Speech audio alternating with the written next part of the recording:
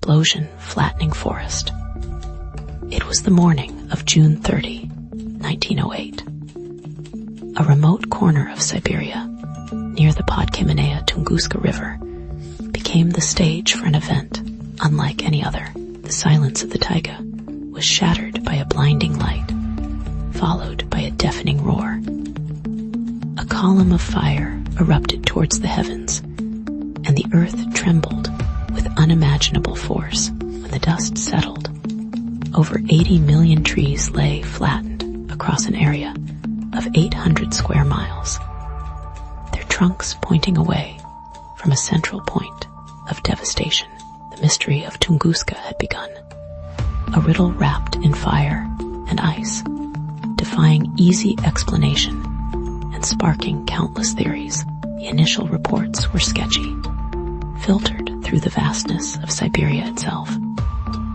News traveled slowly from the remote Evenki villages scattered across the taiga.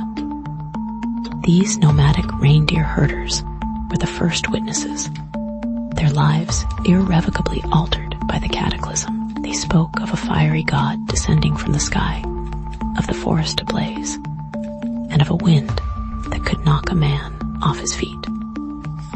Their stories, dismissed by some as superstitious ramblings, were the only clues in a landscape vast and unforgiving. One thing was clear. Something extraordinary, something terrifying, had ripped through the Siberian wilderness. And whatever it was, it left no impact crater. The first scientific expedition to reach the site, led by Leonid Kulik in 1927, almost 2 decades after the event, faced immense logistical challenges. The journey itself was an ordeal, traversing hundreds of miles of dense forest and swamp. Kulik, a mineralogist with a passion for meteorites, was convinced that Tunguska was the result of a massive space rock impact. What he found, however, was perplexing. The flattened trees were undeniable proof of a powerful explosion, but the expected impact crater was nowhere to be found. The ground, though scorched in places, was largely intact. It was as if something had detonated in the air, unleashing its destructive power before it ever touched the earth. Kulik's initial hypothesis began to unravel. He searched for meteorite fragments, meticulously sifting through the soil and the charred remains of trees, but found nothing. The absence of any tangible remnants of a space rock fueled the mystery. Could it have been a different kind of object? Perhaps a comet, composed of ice and dust, that vaporized upon entering the Earth's atmosphere. This theory gained traction, explaining the lack of a crater and the absence of debris. But it also raised new questions. How could a relatively small cometary nucleus cause such widespread devastation? And where was the evidence, even microscopic, of its passage? The villagers offered their own interpretations, steeped in their animistic beliefs. They spoke of angered spirits, of a curse unleashed upon the land.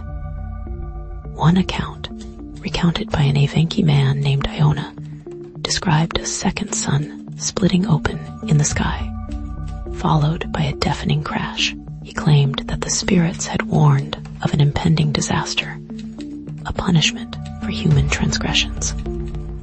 These indigenous perspectives, often overlooked by scientists, hinted at a deeper, more profound connection to the land and its mysteries. Were they simply recounting a celestial event through a cultural lens? Or were they privy to something more, something beyond the realm of scientific understanding? As the 20th century progressed, the Tunguska event became a magnet for scientific speculation and fantastical theories. The lack of a definitive explanation opened the door to a flood of alternative hypotheses, some bordering on the outlandish. One popular theory proposed that a mini black hole had passed through the Earth, creating the observed devastation. Another suggested that it was a test of a secret weapon, perhaps by Nikola Tesla, the eccentric inventor known for his experiments with wireless energy transmission. These theories, while lacking any concrete evidence, captured the public imagination, transforming Tunguska into a symbol of the unknown, a testament to the limits of human knowledge. But the most intriguing theory emerged from the realm of nuclear physics. In the late 1950s, some scientists suggested that the Tunguska event could have been caused by a small, natural nuclear explosion in the atmosphere. This idea, initially dismissed as improbable, gained some credibility with the discovery of elevated levels of certain isotopes in the soil around the epicenter. Could a pocket of naturally occurring uranium have undergone spontaneous fission, triggering a chain reaction in the air? The possibility, however remote, challenged the conventional understanding of natural phenomena and raised profound questions about the forces at play within our planet. The Soviet Union, in the decades following the event, maintained a keen interest in Tunguska, driven by both scientific curiosity and potential military implications. The region became a testing ground for various geophysical instruments as researchers attempted to map the extent of the damage and analyze the composition of the soil and atmosphere. There were rumors of secret expeditions, of classified research aimed at harnessing the energy of the Tunguska event for military purposes. The Cold War paranoia fueled speculation that the Soviets were attempting to replicate the phenomenon, to weaponize the power of a natural cataclysm. One researcher, Gennady Plekhanov, a dedicated Tunguska enthusiast, stumbled upon a peculiar anomaly during his expeditions in the 1980s. He discovered unusually high levels of radioactive isotopes in certain tree rings, dating back to 1908. This finding, initially dismissed by his superiors, lent further credence to the nuclear explosion theory. Plekhanov, however, suspected something more sinister. He believed that the Soviet government was deliberately suppressing information about Tunguska, possibly to conceal its own involvement in a secret experiment gone wrong. Plekhanov's suspicions grew into an obsession.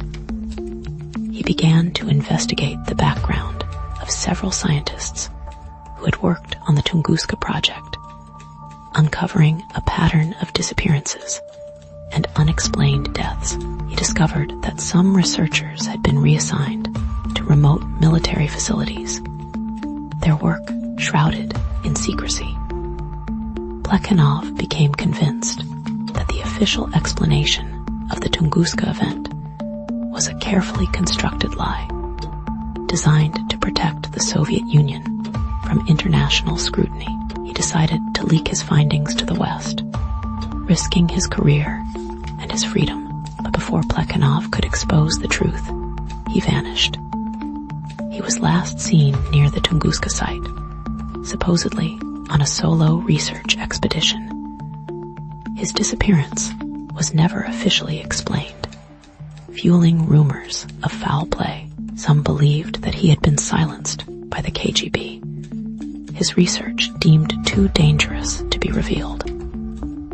Others suggested that he had simply become lost in the vast Siberian wilderness, a victim of the unforgiving landscape. Whatever the truth, Plekhanov's disappearance added another layer of mystery to the Tunguska enigma, further complicating the search for answers. Following the collapse of the Soviet Union, some classified documents related to the Tunguska event were declassified. These documents, however, offered little in the way of definitive answers. They revealed the extent of the Soviet research effort, the various theories that were considered, and the internal debates among scientists. But they also contained redacted passages, hinting at information that remained hidden from public view. It became clear that the full truth about Tunguska was still shrouded in secrecy, possibly buried deep within the archives of the Russian government. In recent years, new scientific approaches have been applied to the Tunguska mystery. Researchers have used advanced computer modeling to simulate the possible trajectories and impacts of different types of objects, from asteroids to comets. They have analyzed satellite imagery to search for subtle changes in the landscape that might have been overlooked in previous expeditions. And they have examined the microscopic particles found in the soil, searching for evidence of extraterrestrial materials. These efforts have yielded some new insights, but the fundamental question remains unanswered. What exactly caused the Tunguska event? One of the most promising avenues of research involves the study of microscopic diamonds found in the soil around the epicenter. These diamonds, known as impact diamonds, are formed under extreme pressure and temperature, conditions typically associated with meteorite impacts. Their presence suggests that a high-velocity object did indeed strike the Earth, albeit one that may have disintegrated upon impact. The diamonds provide a tangible link to the celestial realm, a piece of evidence that supports the extraterrestrial impact theory. Despite the scientific advancements, the Tunguska event continues to inspire speculation and intrigue.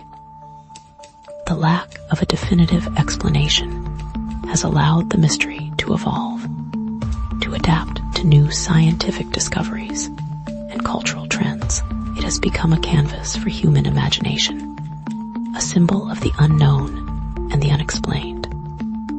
From science fiction novels to conspiracy theories, Tunguska has captured the public's attention, reminding us that there are still corners of the world and corners of our understanding that remain shrouded in mystery.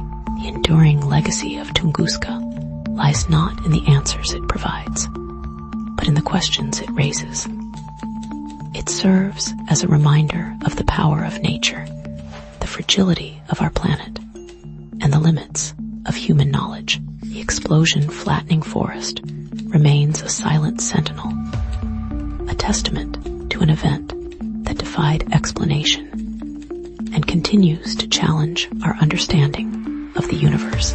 It is a mystery that may never be fully solved, a reminder that some secrets are destined to remain buried in the Siberian wilderness, forever whispering on the wind.